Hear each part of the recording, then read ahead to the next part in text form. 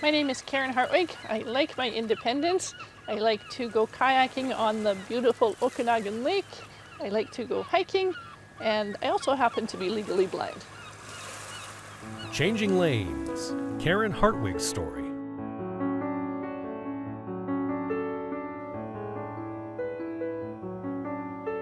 When I was a child, my parents and my brother and I, I had a very nice, happy childhood.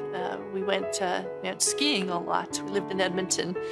We also had a cabin that we actually built from scratch on a lake called Lac Sainte-Anne.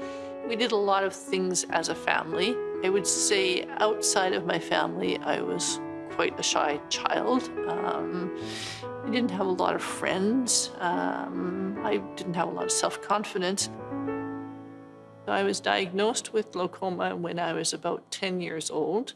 My vision had been declining from about the age of 2 or 3, and I had been getting ever stronger glasses.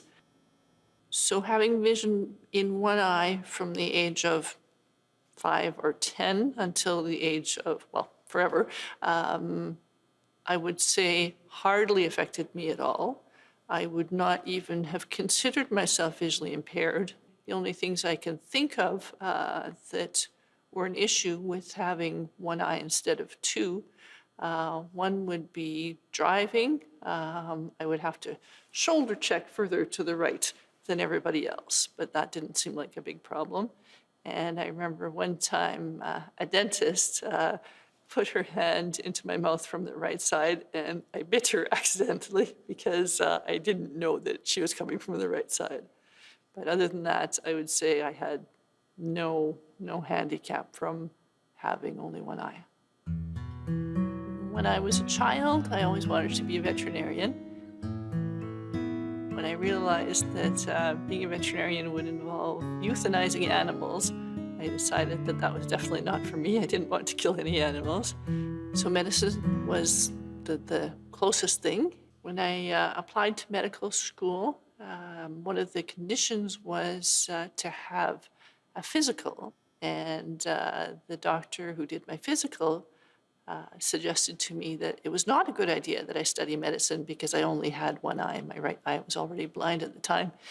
And I don't quite remember how I got through that. I do remember being devastated, but I obviously got through it and decided to ignore his recommendation. When I got to university, I kind of blossomed, I think because it was an academic environment, and I always did well academically, and so I spent a lot of time at university studying in the library, working hard, and meeting lots of people. And so I became much more social, I think because it was comfortable with other like-minded young people to be social. I'm Deborah Yedlin, and I've been a friend of Karen's since January of 1981. To me, she's been a wonderful friend for a very long time. Karen is a very wise, compassionate, stoic, and resilient woman who is very patient and kind and thoughtful and has a memory that is absolutely incredible. I wasn't aware of her vision limitations when I first met Karen. But, you know, it was within a short period of time, I was aware that she had lost sight in one eye. She was driving. There was nothing that was limiting Karen at all. We started to run together. In fact, you know, there were a lot of things we did. You would never have seen that this was limiting her in any significant way.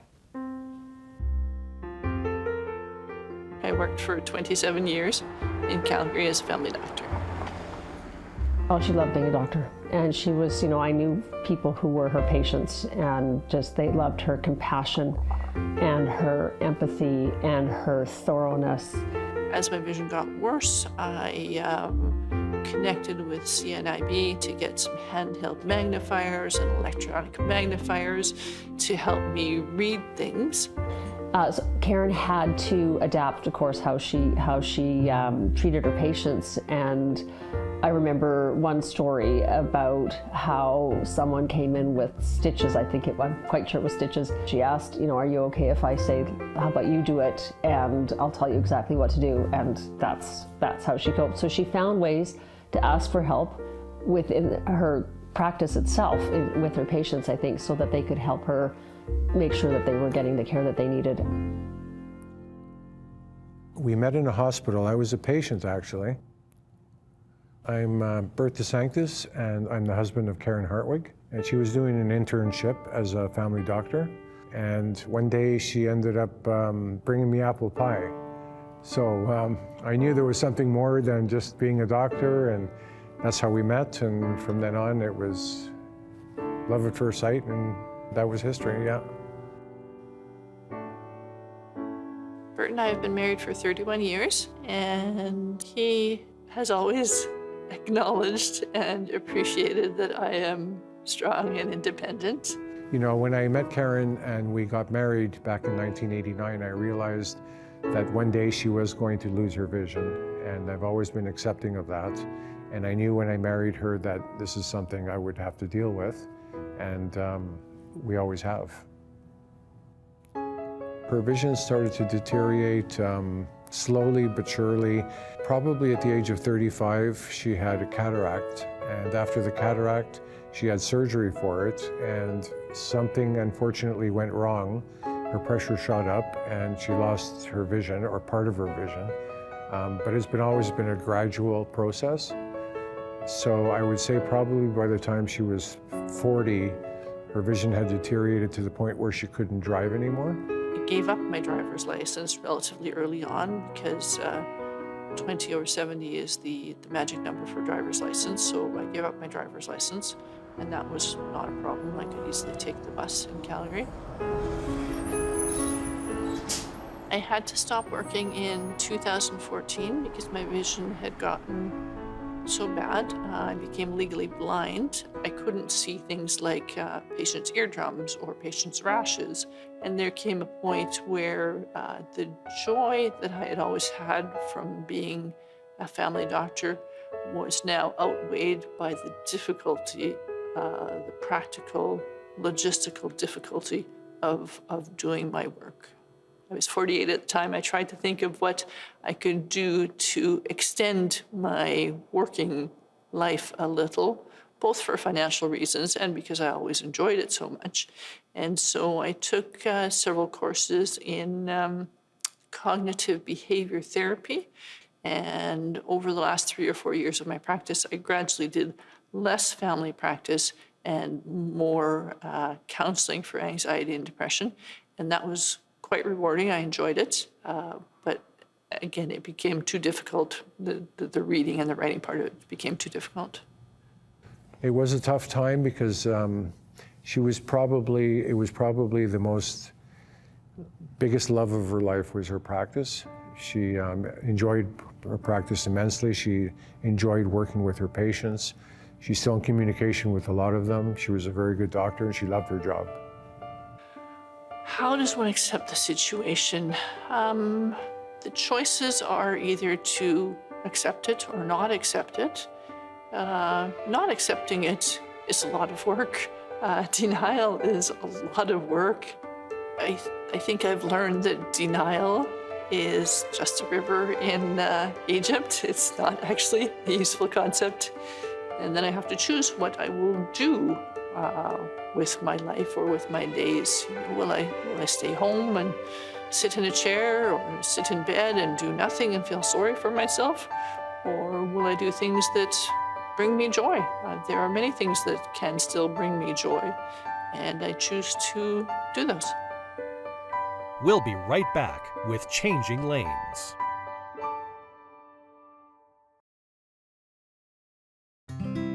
We now return to Changing Lanes.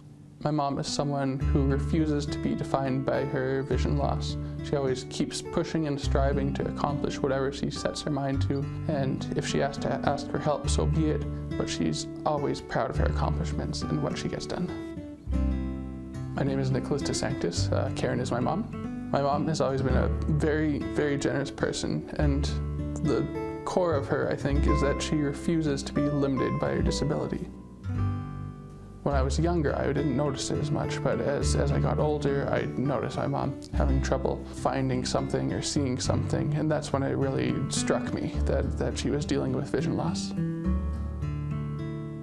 There were times when my mom was angry or sad about her vision loss, but for her it was always temporary. Yeah, it was difficult. Yeah, it took time to figure out this new normal. My son Nicholas, who was about 15 at the time, was always very compassionate and helpful and a very big emotional support. And so the help that I got from Nicholas was not asked for, but definitely very useful to me. Our daughter Bianca was 17 approximately at the time, and so she was involved in her own sort of teenaged life. So at the time she was not very available, but that changed over time, and now she has become very supportive. My kids would do anything for me. My kids are the most important thing in my life. My kids are amazing. And when I'm with them, they do lots for me. They take me by the hand, they take me for walks, they do crossword puzzles with me. When they're not with me, they talk to me every day. We play Scrabble online. They do crossword puzzles on the phone with me. And they're proud of me and I'm proud of them.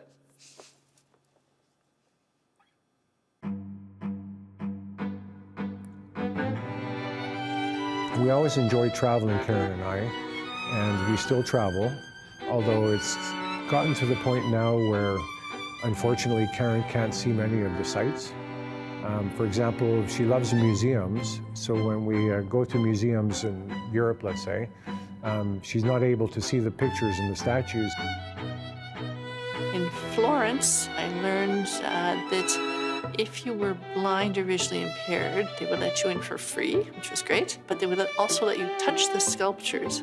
And so they would give me, when I showed them the white cane, they would give me a pair of cotton gloves to put on. And so I would spend usually 10 or 30 minutes every day in this museum touching the sculptures and feeling very privileged because, of course, the other patrons were not allowed to touch the sculptures and I was. So there are some benefits from vision loss. As with everything, there's some pros and some cons.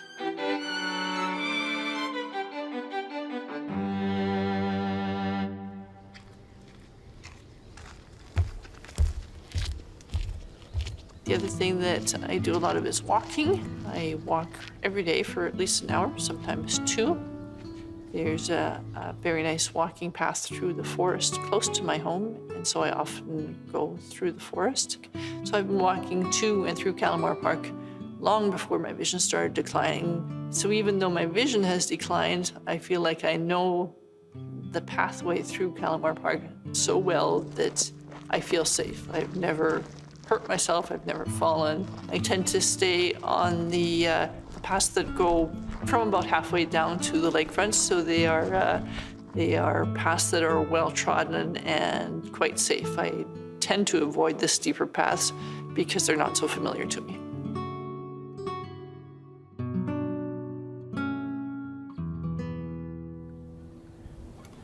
Look out. Oh, you did it. Good job. Aside from the traveling, we often go for walks. We listen to music. Hey, gentle. Be gentle. Oh my. And sometimes we play games like Jenga. We've been doing that lately. Want to bet? Whoever loses has to do the dishes. How's that? Dishes. Ooh. And we're having pizza. Oh, well then it doesn't matter. I don't mind doing the dishes for pizza. Because there are no dishes. Exactly.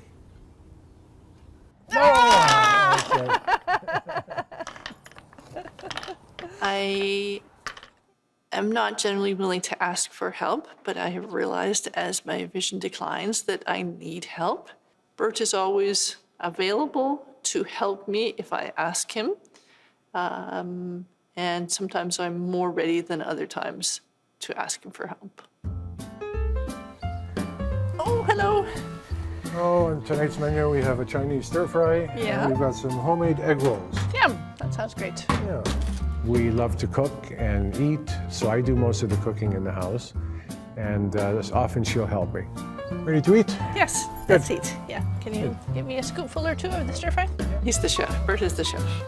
Bert is a great cook. Bert is Italian, and he always cooks well. Tell me what's in the stir fry. We have pea pods, mushrooms, broccoli, carrots. We have shrimp. Pepper? And pepper as well. Peppers, yeah. Sounds good. We'll be right back with Changing Lanes.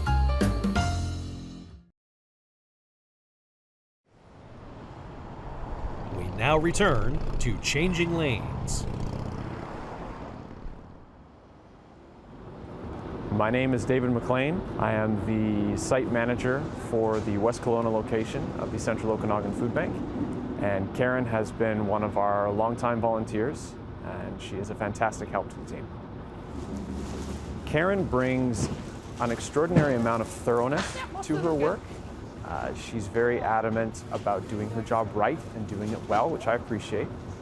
In Calgary, I always wanted to volunteer at the food bank, and I never had time. I was busy with work and the kids and volunteering for the kids' schools. And just after we moved to Kelowna, my mom found an advertisement in the newspaper that said the West Kelowna Food Bank needed volunteers. I phoned them up, and I've been volunteering there twice a week ever since. Mostly I pack food into boxes. Sometimes I sort food. Sometimes I bag food, like I'll put carrots into bags or I'll put chocolate bars into bags. Basically getting the food ready to give to the clients. The fact that Karen can't see very well is, I would not say, an issue at all.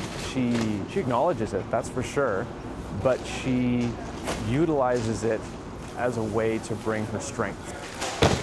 She brings a wonderful amount of enthusiasm and positivity to the work, and I very much look forward to working with Karen every day. I consider her an inspiration.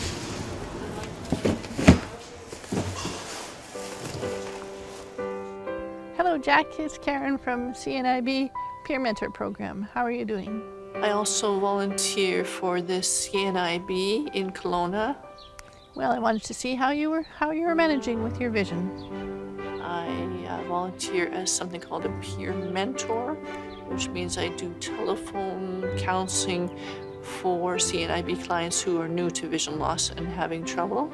Yeah, that's what I do too. I magnify on my iPad. You know how to do the triple tap on the iPad to magnify the picture on the screen? My role as a peer mentor is to help that newly diagnosed client deal with some of their problems, or to give them ideas of how I've dealt with some of the problems. Because before I got to CNIB, I thought there was nobody else in the world who had the same problem as I did, who had vision loss, who was blind. I was the only one that had all these problems. So yeah, we'll talk again another time. I'm glad that you got something new learned today. Maybe practiced it a few times, and I'll call you again soon. Okay?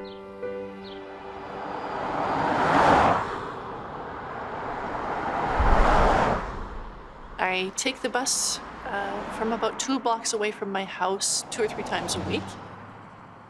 It's on a busy street. It used to be quite frightening for me to cross the street. I would stand at the corner and wait for the cars to stop, and I would listen for the cars to stop because I can't see them. I phoned the city of West Kelowna, and the city sent out a person to count the traffic. And the traffic count was about 600 cars per hour, and that was deemed by the city not to be enough to warrant a crosswalk. Eventually, I found, through the help of others, I found the right person to ask, and now I have my crosswalk close to my house. When I go to catch my bus, I stand at the edge of the crosswalk and all the cars stop and I feel like a princess as I'm walking across the street.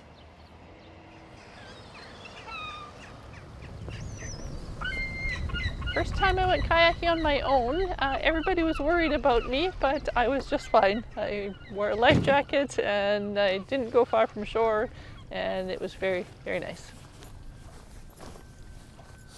I love kayaking because it's very calm, it's very peaceful, it's something I can do by myself, and nobody needs to worry about me. I don't need to worry about anything because I know I'm safe, and it's very peaceful.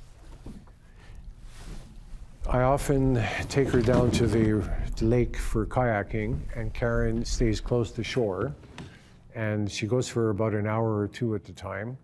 And it's a little scary, but she always seems to manage. And it surprises everyone that she does, but she enjoys it and she does it.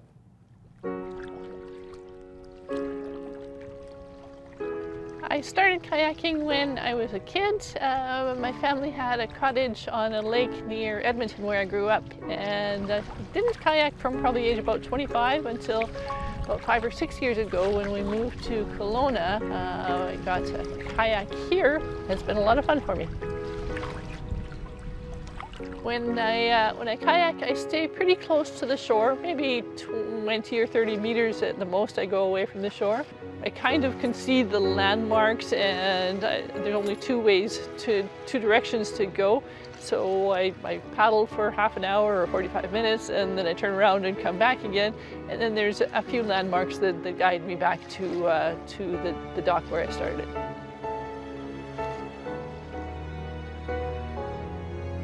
I think that any accomplishment with vision loss is significant. With vision loss, you can always choose to do nothing, and I think that would be acceptable to many onlookers. So I think everything I do is an accomplishment, and at the same time, I think nothing I do is an accomplishment. Going for a walk is a normal thing. Can I call that an accomplishment because I have vision loss? I'm not sure. So I would say that I haven't had any great accomplishments since my vision has declined, but I have continued to live my life as well as I can. Perhaps that is an accomplishment on its own. Produced by Ascent Films, Inc. Producer, Location Audio, Lucy Bacala. Director, Cinematographer, Yuri Bacala. Editors, Yuri Bacala, Stephen Anturi. Narrator, Mark Phoenix. Original music, Stu Goldberg. Colorist, Stephen Anturi. Stock video, Pond 5. Special thanks, Desert Salmon Charters, Central Okanagan Food Bank, West Kelowna. Dr. Andrew Crichton, Bianca DeSanctis, The Laurel Packing House. Integrated Described Video Specialist, Simone Cupid. Content Development Specialist, Sylvie Faquette. Coordinating Producer, Jennifer Johnson. Director Production, Kara Nye. Director Programming, Brian Perdue. Vice President Content Development and Programming, John Melville. President and CEO, David Arrington. Copyright 2021, Accessible Media Inc.